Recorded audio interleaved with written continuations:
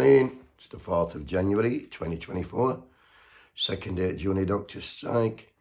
Solidarity to them. Already hospital manager putting pressure on them, saying they need more doctors, get appointments covered. Well, they will need more, they're on strike. What be done again? If nobody noticed they're on strike, it'd be pointless being on strike. The government want it this way. They want them on strike. They don't want to settle up, saying they can't afford it. It will cost $2.2 billion to sort them junior doctors out.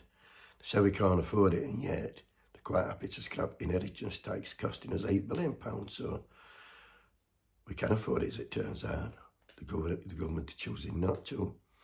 I'm going to nail my colour stake to mast around with them junior doctors, and everybody who gets behind them together, us and the junior doctors, we could topple this fucking government, because I'm sure everybody is behind them, and if they're not, they need to be, because you're going to need one, whether you like it or not.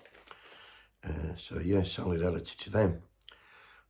What I actually want to talk about was Justin Welby, Archbishop of Canterbury. He was knighthood, he got a knighthood on New Year's Honours list. So what's that for? Why would he get a knighthood? He's got it for services to King during the coronation, so he's got it for crowning him, which well basically he's got it for doing his job. While I'm on about King, he just got a 45% pay rise. They're telling doctors they're going off 35. If King needs 45, then we all do, not just the doctors. So if he can't manage, we've no fucking chance. But yeah, Justin Welby, Archbishop of Canterbury, knighted for crowning the King. And I thought, that's an unusual one, isn't it? Unusual one, isn't it? So I've had a look at him. Guess what? Eating educated he is. He's on 87 grand a year, lives at rent and rent free in his fucking house belonging to the church.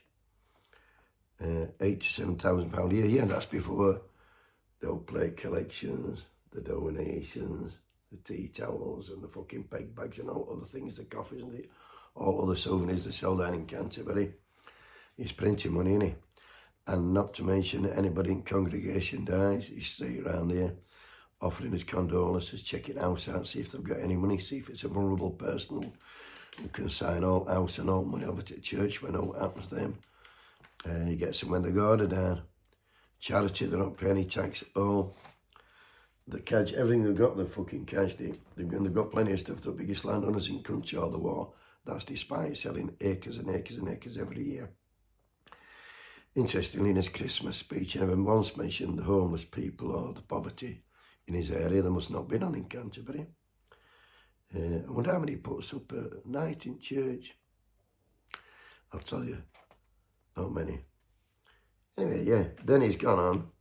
What he does, he left Eton, he went to work for an oil company for 12 years. So don't tell me he's packed in an oil industry to go and get an 87 grand a year job. And it's only 1 day a week, to be fair. I don't believe it. But yes, he was pro-vaccine, you know, in the pandemic he was pushing vaccines. He also fucking hated carbon. And he loves a good boy. He's been out to Israel the time or two. He's not condemned them for bombing innocent kids and people. He's all for it. He loves a good fucking war. They do, he's a tar, innit? He loves a good war.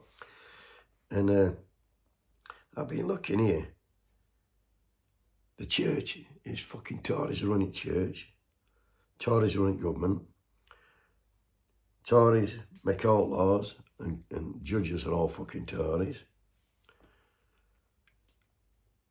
The energy companies are all Tory owned. The banks are run by Tories. The major supermarkets run by Tories. All lands owned by Tories. The police commissioners, they're all fucking Tories. Hospital managers, they're all Tories. We don't stand a fucking chance, do we? We're fucking snookered right wherever you turn the deer, running fucking show. The only chance we have got is there's more of us than them. Although you won't fucking know, listening to people talk. But yeah, Sir Justin Welby. I have an old saying, me. Never trust a man in a frock. That's my fucking motto. Wakey, wakey.